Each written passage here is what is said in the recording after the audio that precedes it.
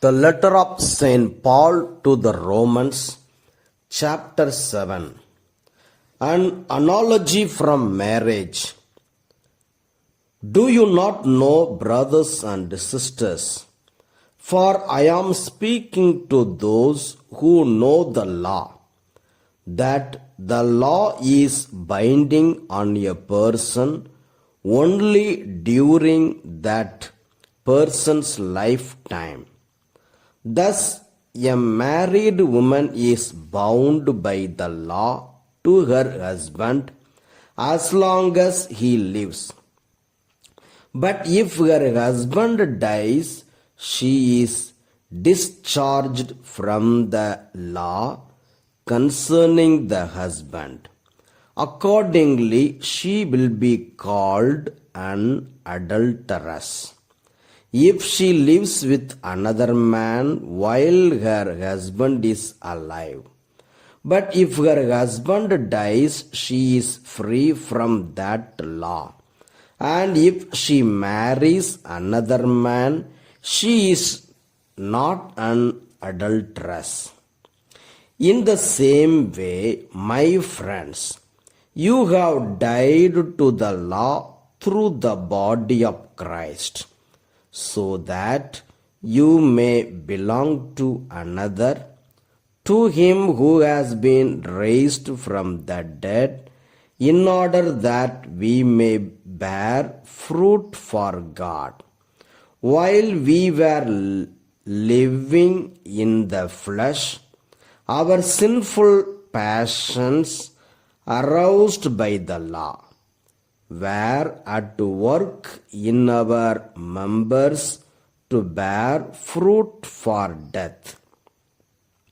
But now we are discharged from the law, dead to that which held us captive, so that we are slaves not under the old written code, but in the new life of the Spirit. The law and sin. What then should we say? That the law is sin? By no means. Yet if it had not been for the law, I would not have known sin. I would not have known what it is to covet if the law had not said, "You shall not covet." But sin, seizing an opportunity in the commandment, produced in me all kinds of covetousness. Apart from the law, sin lies dead. I was once alive apart from the law, but when the commandment came, sin revived, and I died, and the very commandment that promised life proved to be death to me. For sin, seizing an opportunity in the commandment, deceived me, and through it killed me. So the law is holy, and the commandment is holy and just and good.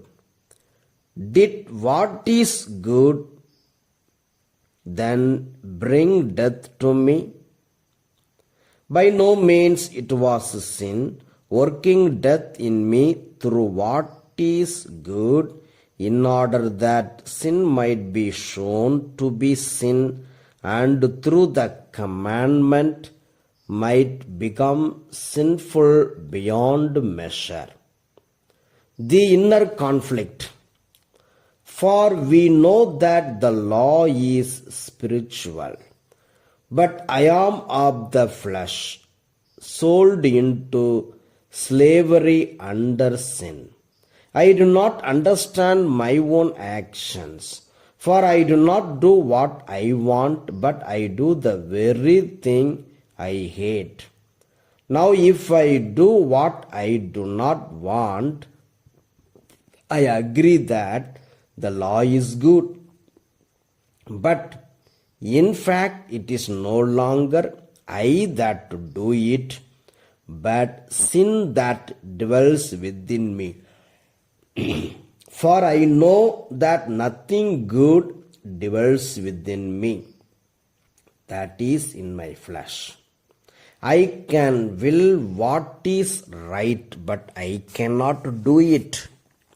For I do not do the good I want, but the evil I do not want is what I do. Now, if I do what I do not want, it is no longer I that do it, but sin that dwells within me. So I find it to be a law that when I want to do what is good, evil lies close at hand.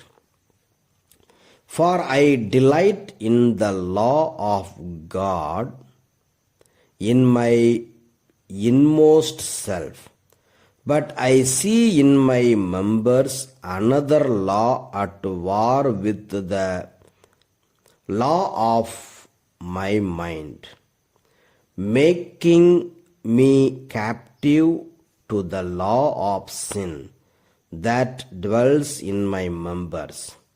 Wretched man that I am, who will rescue me from this body of death? Thanks be to God through Jesus Christ our Lord. So then, with my mind I am a slave to the law of God, but with my flesh I am a slave to the law of sin. The word of God. Thanks be to God. Thank you, Lord. We praise you, we adore you, we glorify you.